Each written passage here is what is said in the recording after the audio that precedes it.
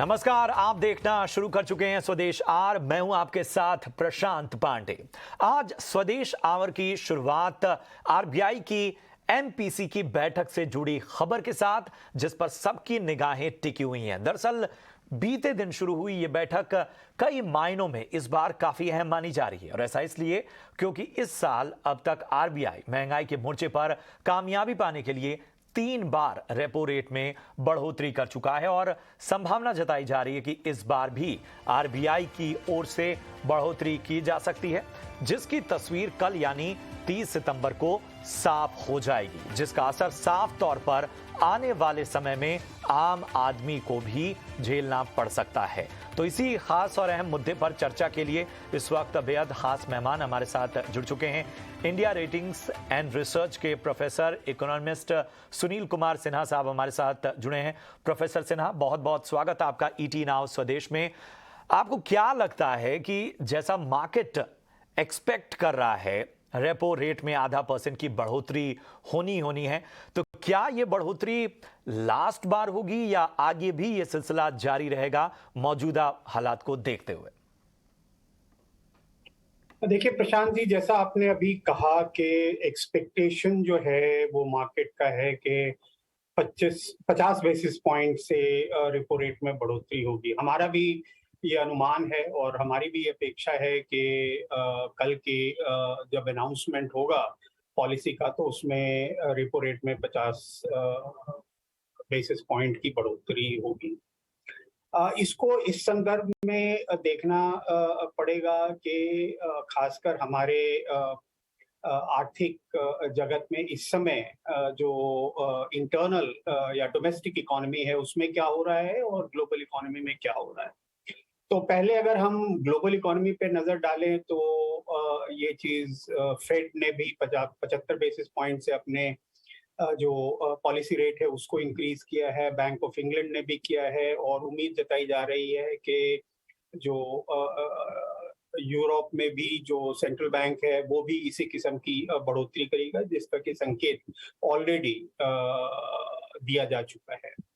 तो एक तो ये प्रेशर रहेगा, क्योंकि अगर रेट डिफरेंशियल हमारे डोमेस्टिक पॉलिसी रेट में और ग्लोबल पॉलिसी रेट में ज्यादा होता है तो उसका असर जो है वो सीधा जो हमारे देश में खास करके जो एफआईआई निवेश होता है उसके ऊपर पड़ता है। और अगर एफआईआई निवेश नहीं आएगा या जो भी निवेश इस समय है अगर वो देश से बाहर जाएगा तो इसका सीधा असर करेंसी पे पड़ता है।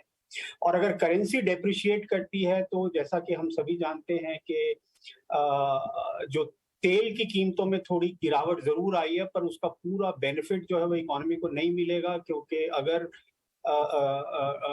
जो रुपये में गिरावट जारी रहती है तो हमें जो है पूरा जो फायदा है ग्लोबल कमोडिटी प्राइसेस या तेल की कीमतों का मिल नहीं पाएगा और इन्फ्लेशन के ऊपर इसका असर पड़ेगा।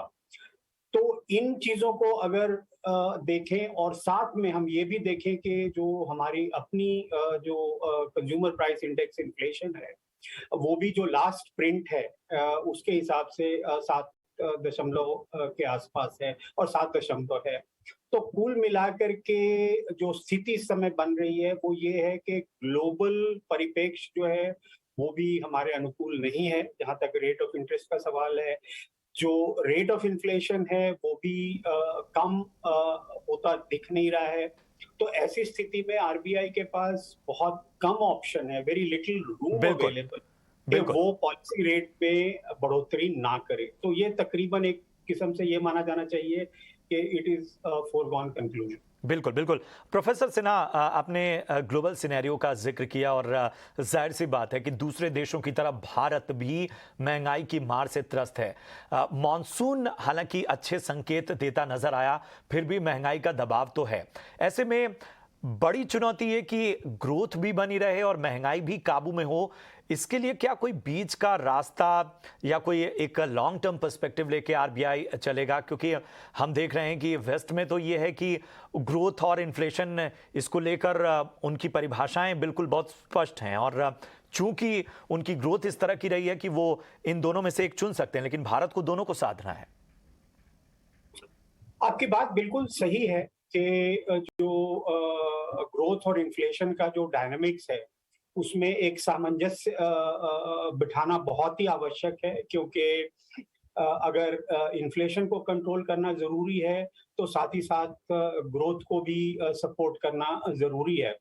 पर ये जो ग्रोथ और इन्फ्लेशन का डायनामिक्स है, ये इस समय खास करके जिस मुकाम पे हम खड़े हैं, ये दोनों एक दूसरे के साथ सामंजस्य नहीं रख पा रहा है, क्योंकि अ, कुछ कारण जिनकी वजह से इन्फ्लेशन में बढ़ोतरी हुई है उस पे हमारे पॉलिसी जो मेकर्स हैं उनका नियंत्रण नहीं है। अब ग्लोबल परिप्रेक्ष्य में अगर कुछ होता है, रशिया यूक्रेन वॉर होता है, उसकी वजह से अगर ग्लोबल कमोडिटी प्राइसेस बढ़ते हैं तो we are a net commodity importer, तो हमारे पास कोई चॉइस नहीं है। हमें तो एज अ प्राइस टेकर वो प्राइस पे करना ही करना है। परंतु अगर उसकी वजह से अगर इन्फ्लेशन में बढ़ोतरी होती है तो इन्फ्लेशन जो है वो एक किस्म का टैक्स है, खास करके उन लोगों के ऊपर जो कि lower bottom of the pyramid में हैं, क्योंकि उनके लिए महंगाई बढ़ती है और अगर इनकम नहीं बढ़ती है तो उनकी कंजम्पशन घट जाती है।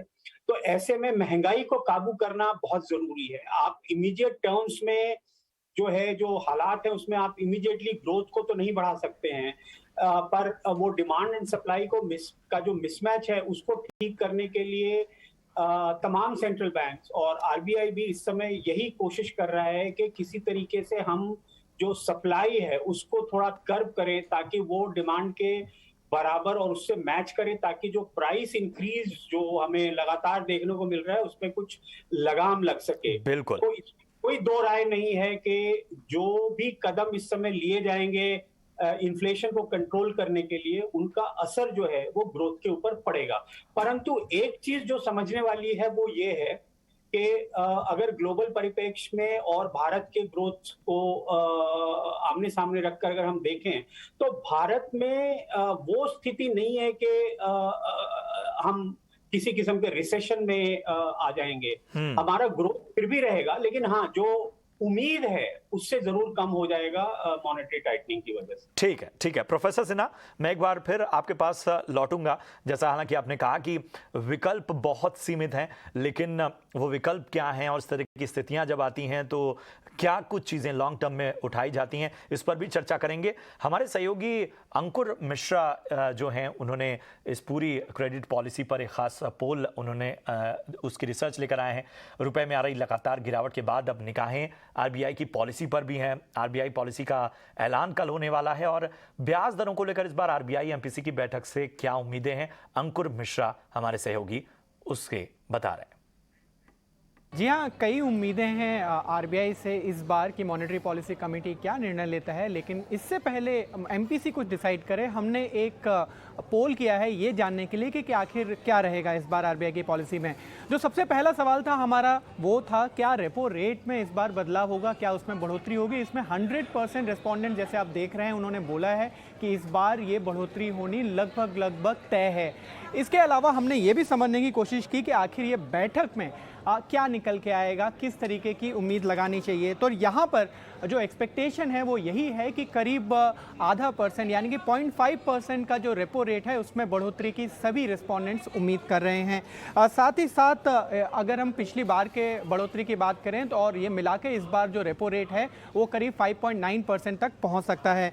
जो एक बड़ा सवाल हमेशा से ये रहा है आरबीआई के, खासकर पिछले 1 से 1.5 साल में, कि उसका जो रुख है वो मार्केट कई बार समझ नहीं पा रहा है। तो उम्मीद इस बार ये भी लगाई जा रही है कि जो विड्रॉल ऑफ एकोमोडेशन है उससे शायद न्यूट्रल पे स्टांस शिफ्ट हो सकता है, तो वो एक बार देखने वाली बात होगी। साथ ही साथ महंगाई पर इस बार रिजर्व बैंक ऑफ इंडिया की क्या कमेंट्री रहती है वो देखना होगा, क्योंकि जो लास्ट महीने के नंबर्स आए थे वो आरबीआई के एक्सपेक्टेशन से थोड़े ज़्यादा थे। 7% पर जो नंबर आए थे वो डेफिनेटली जो 6% का जो टॉलरेंट बैंड है उससे ज़्यादा नंबर इस बार सीपीआई इन्फ्लेशन के रहे। तो देखना क्या ये होगा कि इस बार महंगाई को लेकर क्या वहाँ पर जो फोरकास्ट होता है उसमें फिर से बदलाव होता है या नहीं। साथ ही साथ जो महंगाई के अलावा एक जो फोकस रहता है वो है ग्रोथ, कहाँ पर रिजर्व बैंक ऑफ इंडिया देखता है, क्योंकि पिछली बार जो ग्रोथ के एस्टिमेट्स थे उसको अनचेंज रखा गया था। देखना होगा कि क्या इस बार टिंकरिंग होगी, क्योंकि अगेन जो फिगर्स आए थे वो जो आरबीआई के एक्सपेक्टेशन से काफ़ी कम थे। साथ ही साथ रुपए और ग्लोबल इकोनॉमी पे बहुत सारा डेवलपमेंट हुआ है। पिछली पॉलिसी से इस पॉलिसी को लेके रुपया लगातार कमज़ोर हुआ है, तो वहाँ पर आरबीआई क्या रुख अपनाता है वो भी देखने वाली बात होगी। और सबसे अहम है बैंकों के लिए लिक्विडिटी। जो सरप्लस लिक्विडिटी की बात हो रही है वो पिछली बार 3 लाख करोड़ के आसपास थी। वो देखना होगा कि कितना एक्चुअली बैलेंस है और लिक्विडिटी को जो मेंटेन करने के लिए आरबीआई किस तरीके के कदम उठाता है। तो शुक्रिया करेंगे अंकुर आपका इस अहम जानकारी के लिए और इस अहम रिसर्च के लिए।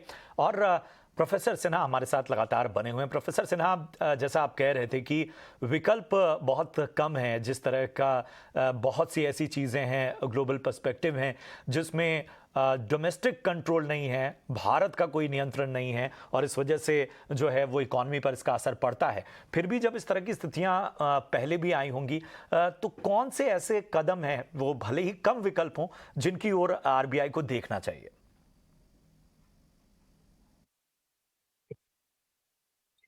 इस समय जो सबसे महत्वपूर्ण मुद्दा है वो, जैसा कि आप भी कह रहे हैं कि वो इन्फ्लेशन का है, और साथ ही साथ जो दूसरा अहम मुद्दा जो कि मैंने पहले कहा वो करेंसी का है।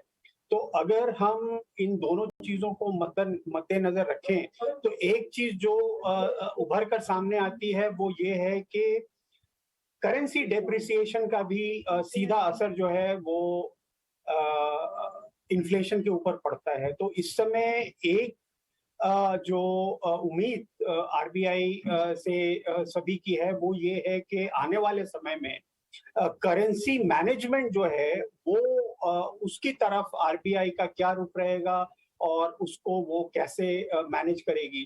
क्योंकि अभी तक जो भी मैनेजमेंट हमने देखा है उसका जो सीधा असर है वो हमारे फॉरेक्स रिजर्व पे पड़ा है, और हमारा फॉरेक्स रिजर्व तकरीबन 625 बिलियन से घट के अब 560 बिलियन के आसपास हो गया है। तो ये जो फॉरेक्स मार्केट में आरबीआई का इंटरवेंशन है ये सस्टेनेबल नहीं है। तो ऐसी स्थिति में आरबीआई वो कौन से कदम उठाती है जिसकी वजह से जो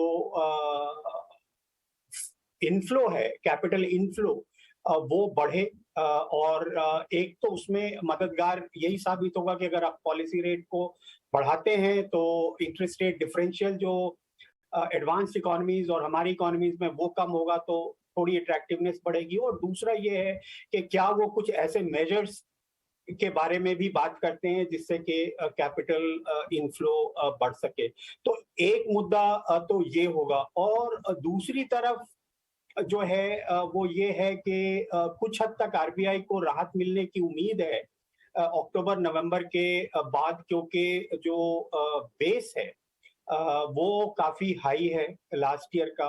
तो ऑटोमेटिकली जो है आपको सीपीआई इन्फ्लेशन में थोड़ी गिरावट देखने को मिलेगी अक्टूबर नवंबर के आसपास। और आरबीआई के जो अब तक के उठाए कदम हैं, खास करके डिमांड को कंट्रोल करने के लिए, वो प्ले आउट होते हैं, और अगर बेस इफेक्ट भी किक इन करता है तो आरबीआई को काफी हद तक जो है राहत मिलेगी, क्योंकि इन्फ्लेशन नंबर जो है हो सकता है उस समय 6% या उससे कम हो पाए। तो मेरी समझ से ये चीजें देखने वाली होंगी कि इन चीजों के ऊपर आरबीआई कल जो है अपनी कमेंट्री में क्या कहता है। बिल्कुल, निगाहें आरबीआई की कमेंट्री और कल के दिन पर।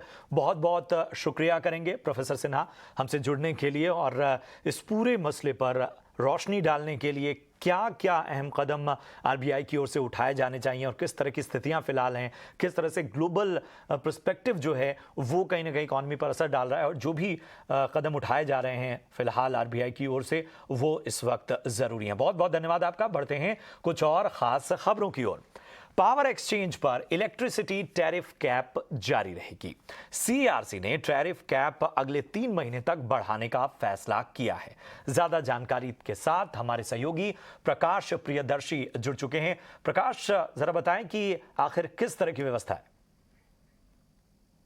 देखिए, सीईआरसी यानी कि सेंट्रल इलेक्ट्रिसिटी रेगुलेटरी कमीशन ने पावर एक्सचेंजेस पर जो पावर टैरिफ यानी कि बिजली के दरों से संबंधित जो कैपिंग व्यवस्था व्यवस्था है उसको अगले 3 महीने तक जारी रखने का फैसला किया है। इसका मतलब यह है कि पावर एक्सचेंजेस पर पावर टैरिफ संबंधित जो कैपिंग की व्यवस्था है 31 दिसंबर 2022 तक जारी रहेगी। जैसा कि आपको पता है कि सरकार ने पावर मिनिस्ट्री ने CERC के जरिए मई जून के महीने में जब पावर की डिमांड में काफ़ी तेज़ी देखने को मिली, लिहाजा राज्यों को पर्याप्त बिजली की उपलब्धता हो, सस्ती दरों पर बिजली मिले, इस बात को ध्यान में रखते हुए पावर एक्सचेंजेस पर बिजली की जो अधिकतम कीमत थी प्रति यूनिट के हिसाब से उसको 12 रुपये तय करने का फैसला किया था, जो कि पहले 20 रुपये थी। लेकिन क्योंकि सरकार को इस बात के इन्फॉर्मेशंस मिल रहे थे कि जनरेशन कंपनियां पावर एक्सचेंजेस के थ्रू ज़्यादा बिजली बेच रही हैं, प्रॉफिटरिंग कर रही हैं, उसको हतोत्साहित करने के लिए सरकार ने यह फैसला लिया था, जिसकी म्याद जो है 30 सितंबर 2022 को ख़त्म हो रही है।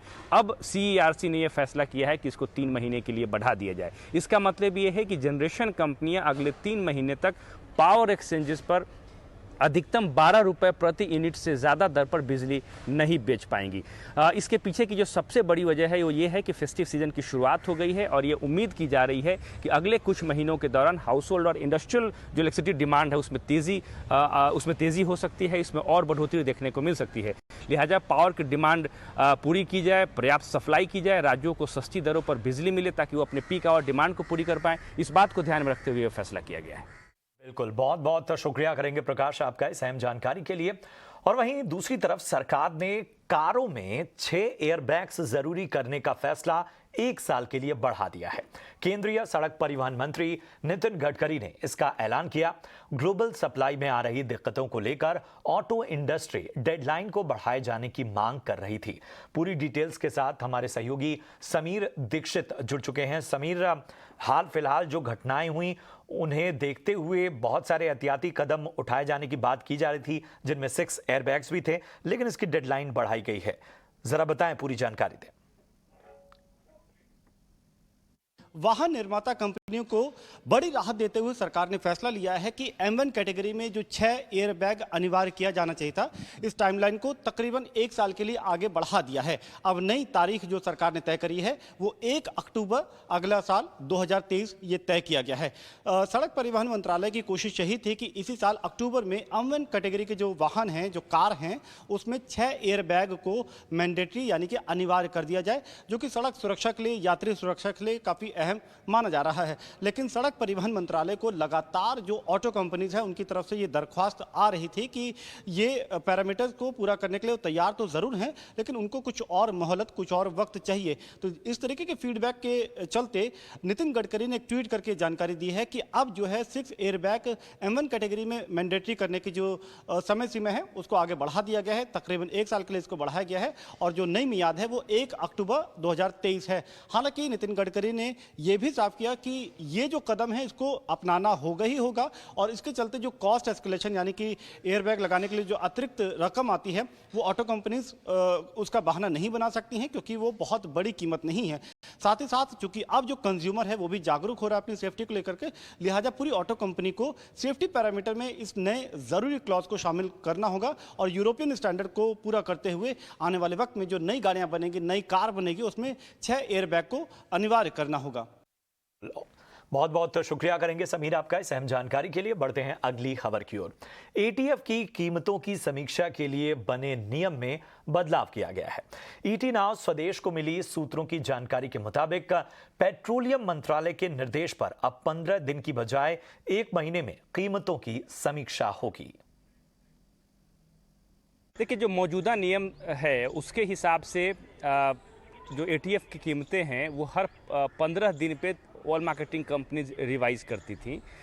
लेकिन आपको जैसा कि पता है पिछले कुछ समय से क्रूड की कीमतों में लगातार तेज़ी बनी हुई थी। हालांकि अभी कुछ नरमी की स्थिति दिख रही है, लेकिन जब कीमतों में काफ़ी तेज़ी देखने को आई और लंबे समय तक तेज़ी बनी रही, उसके बाद एविएशन कंपनीज़ ने पेट्रोलियम मंत्रालय से इस मसले पर संपर्क किया एविएशन मंत्रालय और पेट्रोलियम मंत्रालय के बीच में कई दौर की बैठकें हुई। इस बात की मांग की गई कि इस वक्त जो प्राइस रिवीजन का जो फॉर्मूला है, जिसके हिसाब से आप फोर्टनाइटली रिव्यू करते हैं, उसको बढ़ाकर मंथली रिव्यू कर दीजिए। इससे ये होगा कि जो फ्लैक्चुएशन है उसको कम करने में मदद मिलेगी, प्राइस में थोड़ी स्टेबिलिटी आएगी और इससे एविएशन कंपनीज को कुछ राहत मिल सकती है, क्योंकि उस वक्त कीमतें लगातार बढ़ रही थी।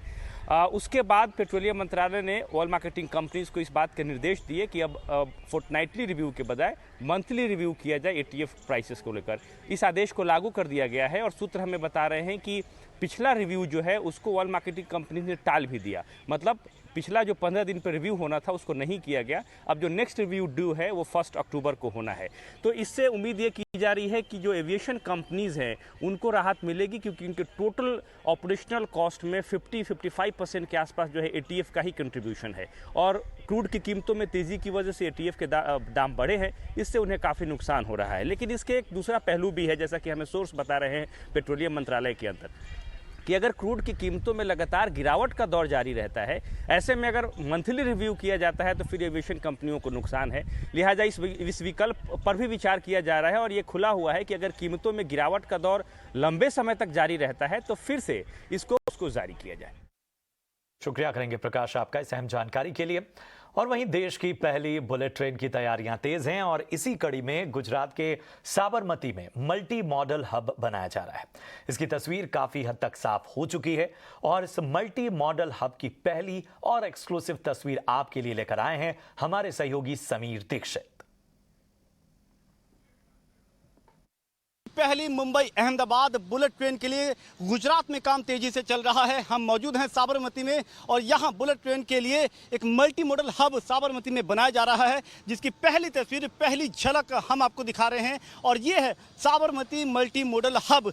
बिल्कुल महात्मा गांधी के दांडी यात्रा की थीम पर आधारित ये पूरा मल्टी मॉडल हब बनाया जा रहा है। और अगर आप देखें तो ये जो दो स्ट्रक्चर हैं, दो बिल्डिंग हैं जो आपस में जुड़ी हुई हैं, यहाँ पर दांडी यात्रा की वो तस्वीर, झलक आपको इन म्यूरल्स के जरिए साफ नजर आएंगे। महात्मा गांधी के बड़े बड़े म्यूरल्स यहां पर आपको साफ नजर आएंगे।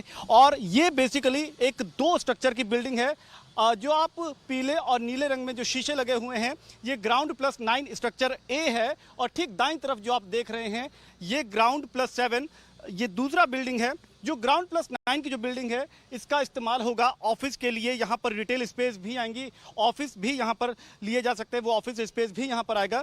जबकि जो दूसरा स्ट्रक्चर है ग्राउंड +7 वाला, यहाँ पर होटल का पर्पज़ के लिए इसका इस्तेमाल ज़्यादा होगा। काफ़ी हद तक काम पूरा हो गया है। मैं आपको तस्वीरों के जरिए दिखाऊंगा कि सिर्फ बाहर ही नहीं, आपको बाहर से तो समझ में आ रहा है कि मल्टी मॉडल हब कैसा दिखने जा रहा है, बल्कि ज़मीनी स्तर पर और काम अगर आपको दिखाना चाहूँ तो ये आप देखें तो 3 रैंप बन गए हैं। ये 3 व्हीलर रैंप है, यहाँ से 3 पहिया वाहन जा सकते हैं अगर उनको पैसेंजर को ड्रॉप ऑफ करना है। ठीक मेरे दाईं तरफ आप देखें तो ये टैक्सी के लिए ये जगह बनाई गई है। 2 पहिया वाहन अगर जाना चाहते हैं यात्री को छोड़ने के लिए तो वो भी है। बस अगर आती है, बड़ा वाहन आता है तो उसके लिए भी एक रास्ता यहाँ पर दिया गया है। तो जो ये आप नीले हिस्से में जो आप देख रहे हैं, नीले हिस्से में ये बेसिकली ग्राउंड +3 में पार्किंग है, जो तकरीबन 1512 गाड़ियां यहाँ पर पार्क हो सकती हैं। एक बड़ा पार्किंग स्पेस बनाया गया है। और इसी के ठीक बगल में साबरमती स्टेशन, जो बुलेट ट्रेन स्टेशन है, वो बनेगा। मल्टी मॉडल हब इसलिए कहा जा रहा है क्योंकि यहाँ से यात्री, पैसेंजर अगर वो मेट्रो स्टेशन पकड़ना चाहता है तो उसकी कनेक्टिविटी भी है। अगर वो साबरमती भारतीय रेलवे स्टेशन जाना चाहता है जो इंडियन रेलवेज का है, वो कनेक्टिविटी भी यहाँ पर उसकी दी गई है। और अगर वो बस पकड़ना चाहता है, बस स्टेशन जाना चाहता है, बस डिपो, तो उसकी कनेक्टिविटी भी यहीं से दी गई है। यही वजह है कि मल्टी कनेक्टिविटी इस हब के जरिए दी गई है और बिना किसी दिक्कत के, बिना किसी असुविधा के वो यहाँ से इन स्टेशन के जरिए वो आसानी से जा सकता है। तो कमर्शियल एक्टिविटी भी होगी, यात्री के लिए सुविधा भी होगी। एक शानदार अनुभव के लिए साबरमती मल्टी मॉडल हब, जो कि तकरीबन 332 करोड़ की लागत से बनाया जा रहा है, मई 2019 में इसका काम शुरू हुआ था। ये बहुत जल्द काम पूरा होने के नज़दीक पहुंच चुका है। बहुत जल्द इसका काम पूरा हो जाएगा और उसके बाद यात्री जो यहाँ से आना जाना चाहते हैं उनके लिए बनके तैयार हो जाएगा। कैमरामैन देवेंद्र के साथ समीर दीक्षित, साबरमती से ET Now स्वदेश के लिए। और वहीं देश की मिनी बुलेट ट्रेन कही जाने वाली तीसरी वंदे भारत ट्रेन अब अहमदाबाद से मुंबई के बीच दौड़ती नजर आएगी। प्रधानमंत्री नरेंद्र मोदी कल यानी कि 30 सितंबर को इसे हरी झंडी दिखाएंगे।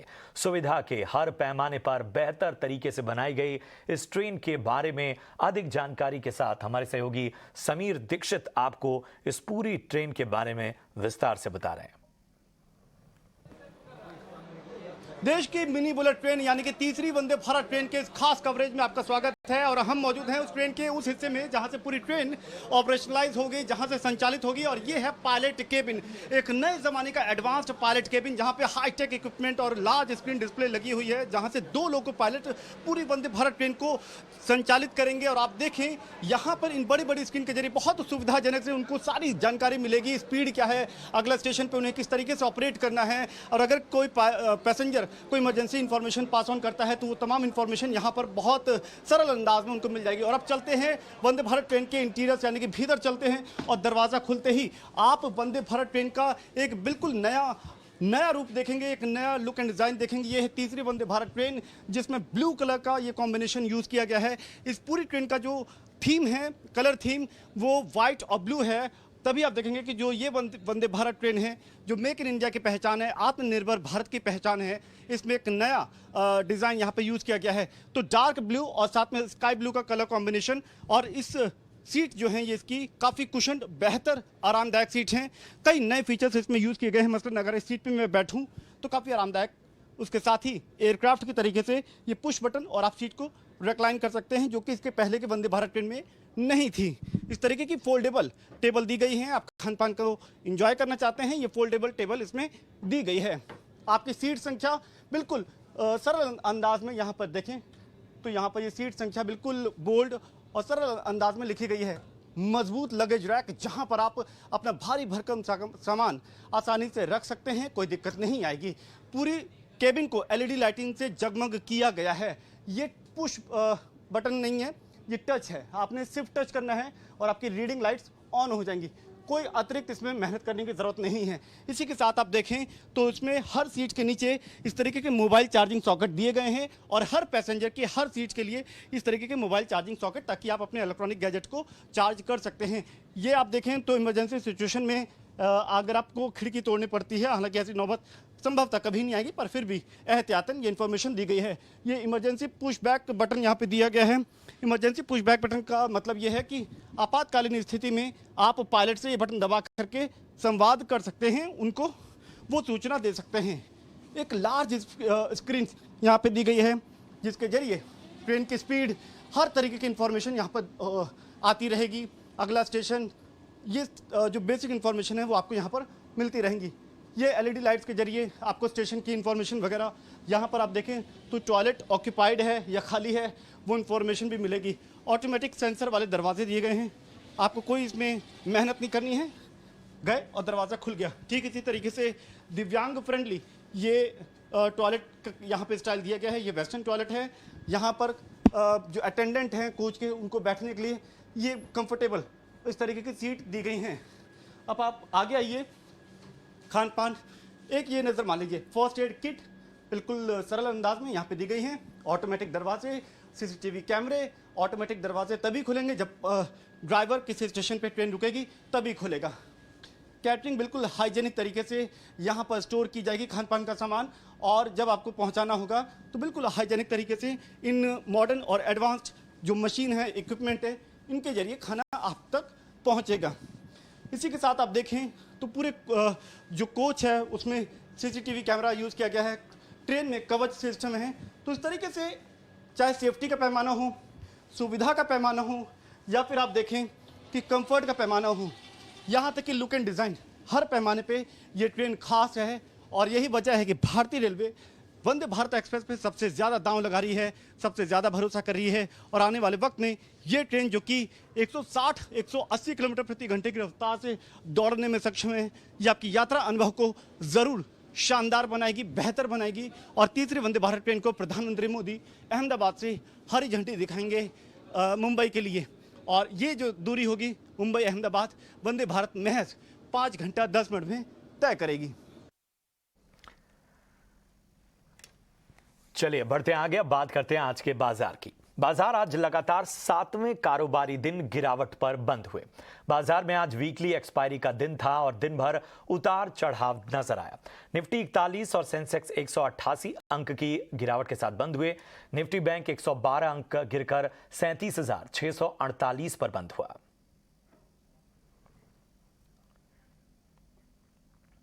और चलिए कुछ और अहम खबरों की ओर बढ़ते हैं। कांग्रेस अध्यक्ष और राजस्थान सीएम विवाद में आज नया ट्विस्ट तब आया जब राजस्थान के मुख्यमंत्री अशोक गहलोत ने अध्यक्ष चुनाव लड़ने से इनकार कर दिया।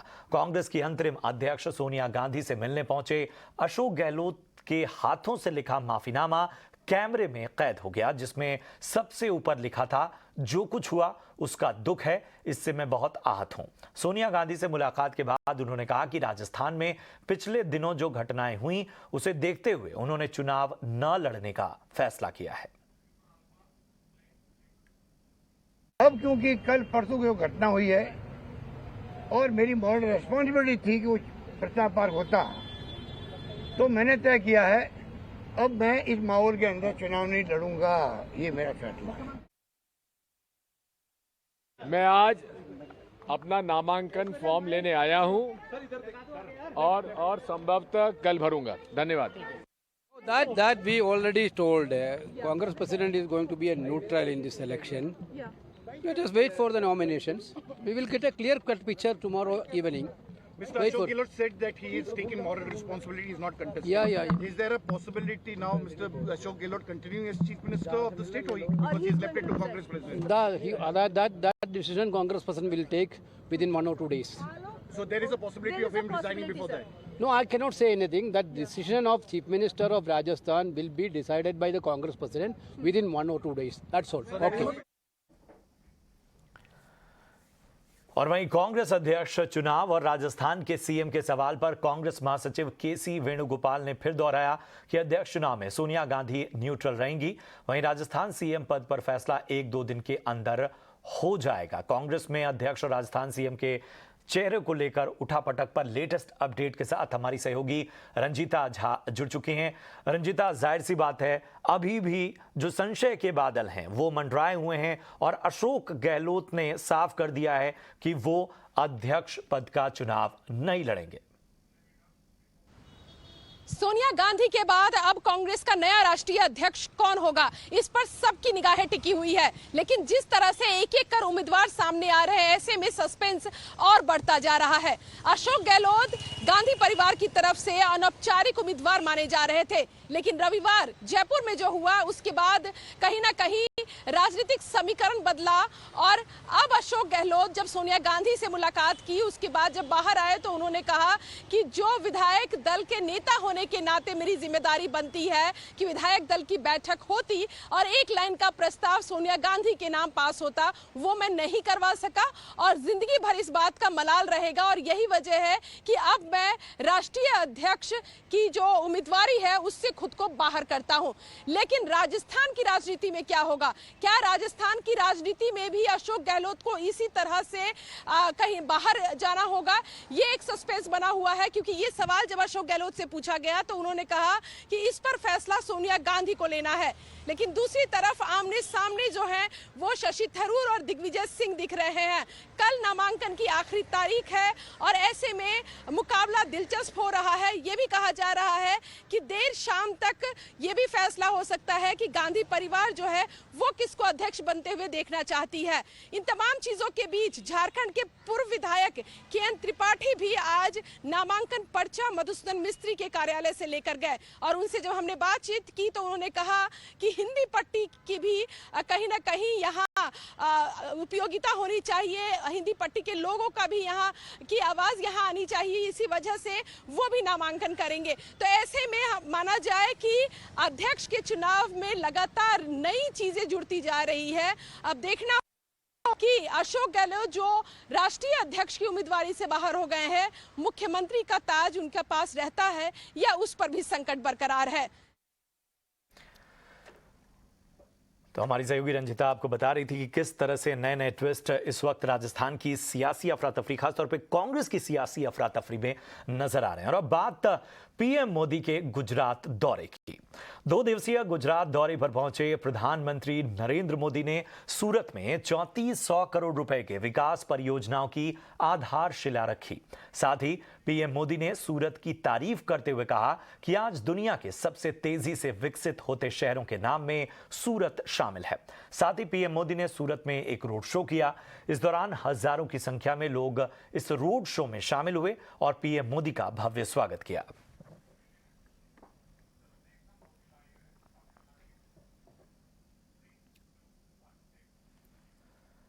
और प्रधानमंत्री नरेंद्र मोदी ने गुजरात के अहमदाबाद में नरेंद्र मोदी स्टेडियम में 36वें राष्ट्रीय खेलों का उद्घाटन किया। इस दौरान उन्होंने खिलाड़ियों से भी मुलाकात की और देश के 36 राज्यों और केंद्र शासित प्रदेशों के खिलाड़ियों, प्रशिक्षकों का हौसला बढ़ाया। बता दें कि पहली बार गुजरात में राष्ट्रीय खेल आयोजित किए गए हैं। 7 साल बाद आयोजित हो रहे ये खेल 12 अक्टूबर तक गुजरात के 6 शहरों में चलेंगे। भूपेंद्र भाई, संसद के मेरे साथी सीआर पाटिल, भारत सरकार में मंत्री श्री अनुराग जी, राज्य के मंत्री हरसंघवी जी, मेयर किरीट भाई, खेल संस्थाओं के प्रतिनिधिगण और देश भर से यहां जुटे मेरे युवा खिलाड़ियों,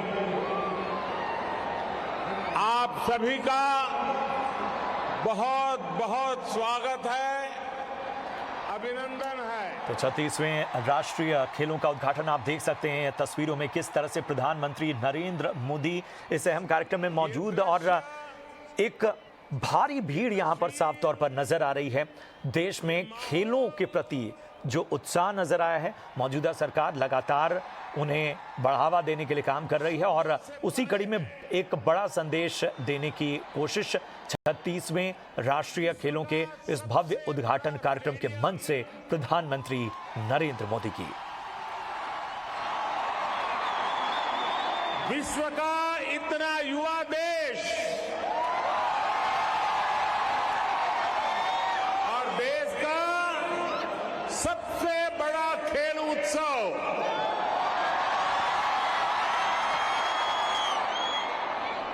जब आयोजन इतना अद्भुत और अद्वितीय हो तो उसकी ऊर्जा ऐसी ही असाधारण होगी। देश के 36 राज्यों से 7,000 से ज्यादा एथलीट्स, 15,000 से ज्यादा प्रतिभागी, 35,000 से ज्यादा कॉलेज, यूनिवर्सिटी और स्कूलों की सहभागिता और 50 लाख से ज्यादा स्टूडेंट्स का नेशनल गेम से सीधा जुड़ाव,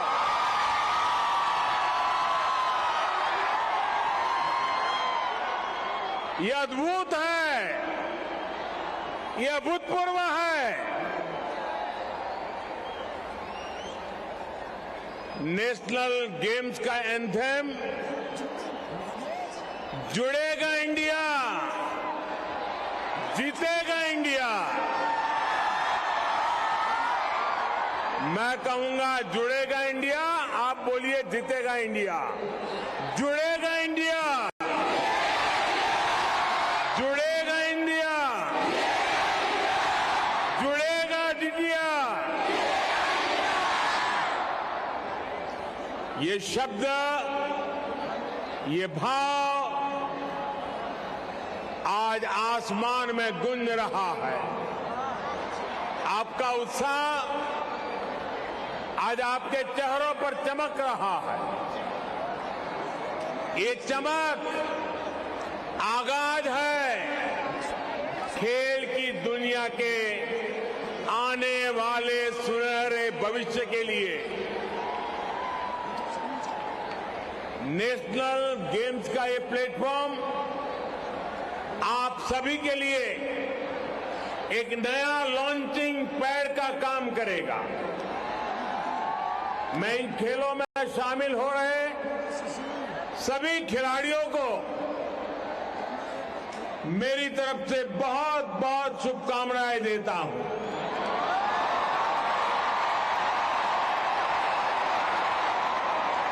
साथियों, मैं आज गुजरात के लोगों की भी सराहना करता हूं, जिन्होंने बहुत ही कम समय में इस भव्य आयोजन के लिए सारी व्यवस्थाएं की। ये गुजरात का सामर्थ्य है, यहां के लोगों का सामर्थ्य है। लेकिन साथियों, अगर आपको कहीं कमी महसूस हो, कहीं कोई असुविधा महसूस हो, तो उसके लिए मैं गुजराती के नाते आप सबसे एडवांस में क्षमा मांग लेता हूं।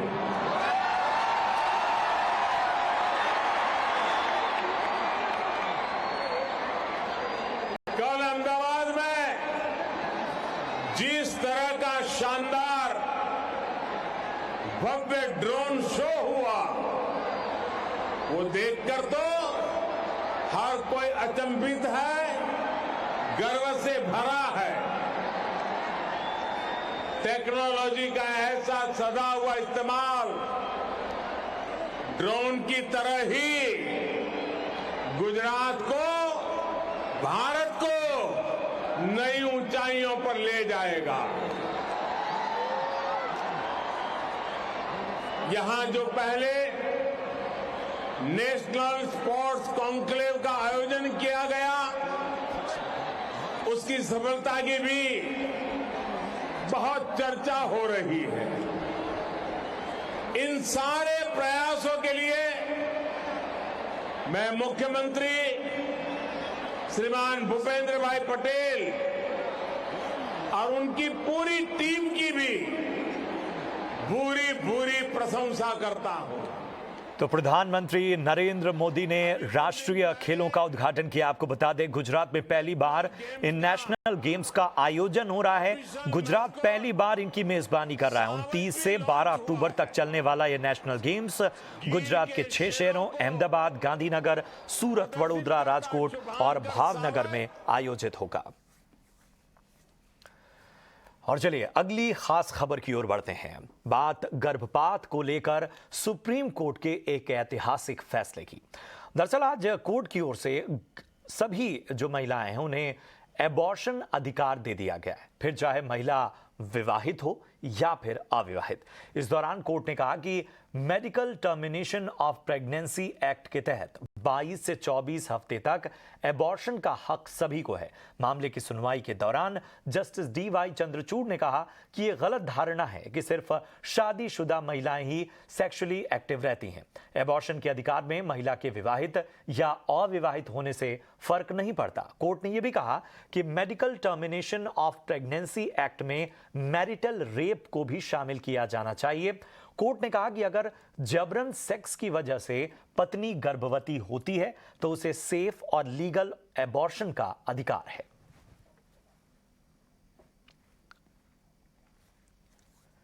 और चलिए अब त्योहारों के रंग की ओर लिए चलते हैं। फेस्टिवल के रंगों की बात करते हैं। मिठाइयों और नमकीन की बिक्री के शुरुआती रुझान के मुताबिक 2022-23 में मिठाई और नमकीन का कुल कारोबार 1.25 लाख करोड़ रुपए के ऑल टाइम हाई पर पहुंचने का अनुमान लगाया गया है।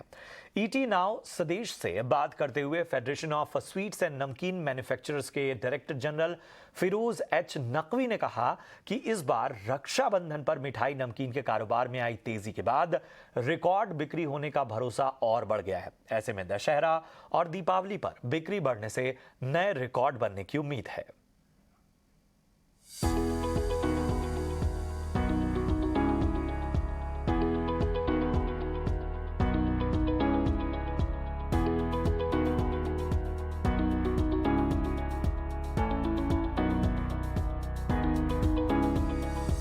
इस साल का त्योहारी सीजन बेहद खास इसलिए भी है क्योंकि 2 साल बाद लोग कोरोना के साये से परे हर्षोल्लास के साथ सभी त्योहारों को मना रहे हैं। लोग अलग अलग प्रोडक्ट्स की खरीदारी कर रहे हैं, सभी सेगमेंट में ज़्यादा बिक्री हो रही है। ऐसे में नमकीन और स्वीट्स सेगमेंट का क्या हाल है, इस पर चर्चा करेंगे। मेरे साथ जुड़ने वाले हैं federation of sweets and namkeen manufacturers के फिरोज़ नकवी। फिरोज जी, बहुत बहुत स्वागत है आपका। सबसे पहले मेरा सवाल आपसे यही होगा कि 2 साल बाद जिस तरह से लोग घर से बाहर निकले हैं, सभी त्योहारों को सेलिब्रेट कर रहे हैं, ऐसे में क्या डिमांड है स्वीट्स एंड नमकीन इंडस्ट्री में? देखिए, बिल्कुल सही बात है कि 2 साल लगे लोगों को अपने घरों में बंद रहे और फेस्टिवल उस तरह से सेलिब्रेट नहीं कर पाए, तो एक अलग ही उत्साह है लोगों के अंदर जो इस बार वो निकल के बाहर आ रहा है और लोग निकल के पूरी तरह से अपने फेस्टिवल्स को सेलिब्रेट करना चाहते हैं। इसका बहुत बड़ा एग्जांपल मैं दूंगा, जो हमारा पहला फेस्टिवल था गणपति का फेस्टिवल जो था, उसमें पूरे भारत, पहले ऐसा होता था कि हम आंध्रा में या फिर हम तेलंगाना में या महाराष्ट्र में ही इसको देखते थे कि गणपति का फेस्टिवल मनाया जाता था, लेकिन इस बार पूरे भारत में, नॉर्थ इंडिया में, लखनऊ में, आगरा में इस तरह से सेलिब्रेट हुआ जैसे कि हम मुंबई में हों। क्या इस बार जो बिक्री है वो हाई पर रहने वाली है? बिल्कुल, मेरे हिसाब से इस बार कम से कम 15 से 20% की ग्रोथ होगी सेल के अंदर लास्ट ईयर से कंपेयर अगर हम करेंगे। इस इंडस्ट्री में अगर कोई नया प्लेयर आता है तो उन्हें किन किन चुनौतियों का सामना करना पड़ेगा, क्योंकि महंगाई तो एक है ही, उसके अलावा कोरोना के बाद काफ़ी सारी चीज़ें हैं जो बदली है। देखिए, जब 2 साल का वक्त कोरोना आया और पूरी तरह से देश के अंदर सोच बदली लोगों की, कस्टमर के अंदर एक बहुत बड़ा चेंज आया हाइजीन को लेके और फूड की सेफ्टी को लेके। उन्होंने घर बैठे ऑर्डर करना शुरू किया, उन्होंने पैक्ड प्रोडक्ट्स पे बहुत फोकस किया। ये सारी मिठाइयाँ पहले लूज़ आमतौर पर बिका करती थी, आज ये डब्बों में बिक रही हैं। तो इससे क्या हुआ कि कस्टमर का फेथ बढ़ गया, हाइजीनिक है, कोई किसी तरह की मच्छर या मक्खी या कोई भी चीज़ इसके ऊपर आ नहीं सकती, ब्रांडिंग अच्छी हो गई और शेल्फ लाइफ बढ़ गई। पिछले 2 सालों में जो नुकसान हुआ है इस इंडस्ट्री को, उसकी भरपाई क्या इस फेस्टिवल सीजन में हो पाएगी? बिल्कुल होगी। अगर हम टर्नओवर के हिसाब से अगर बात करें तो हमारा 2019 में दिवाली पे, यानी कि दिवाली वाले साल में जो मार्च में ख़त्म हुआ होगा 2020 में, हमारा लगभग 1 लाख करोड़ का टर्नओवर था, जो कि कोविड के टाइम पे वो घट के 60-70 हज़ार पे आ गया।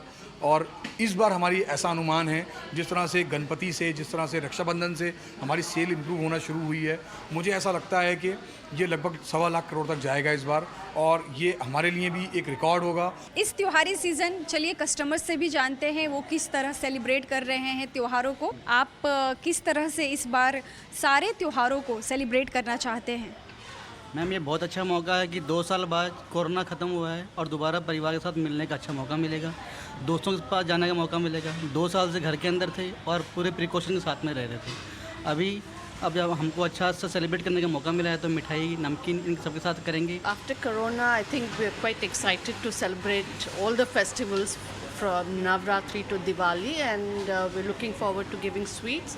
And what's the best place? Haldiram's, yeah, that's why I've come to take. Lockdown के बाद से कस्टमर्स बहुत हैप्पी हो गए हैं, और जैसे अभी गणपति गया, देन अभी नवरात्रि सीजन स्टार्ट हुआ, देन अभी दिवाली आएगा, तो people are very excited to have the sweets and namkeens in Haldiram.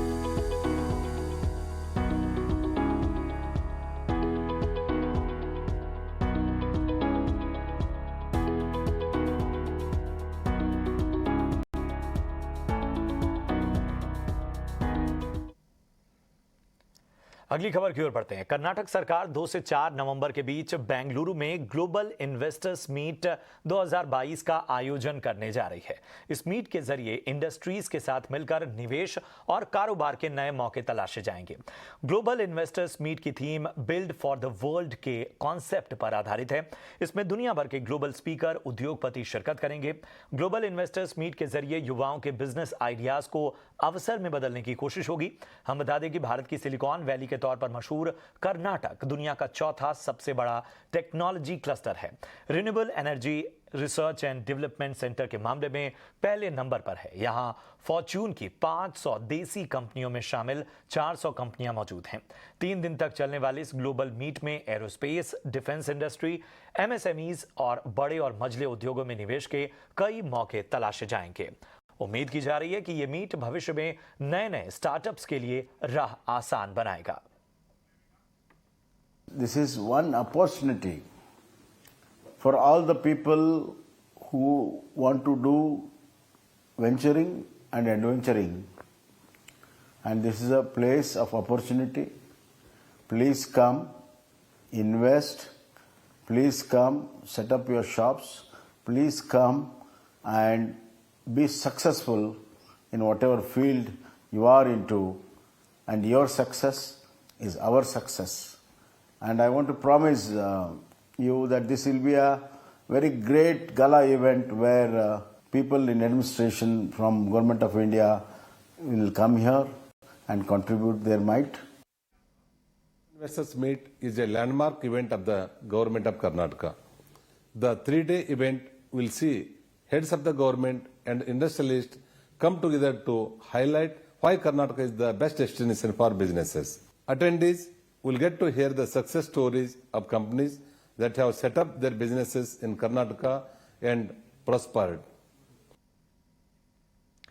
और चलिए इसी के साथ इस बुलेटिन में इतना ही। दीजिए इजाजत। आप देखते रहिए ET नाउ स्वदेश। नमस्कार।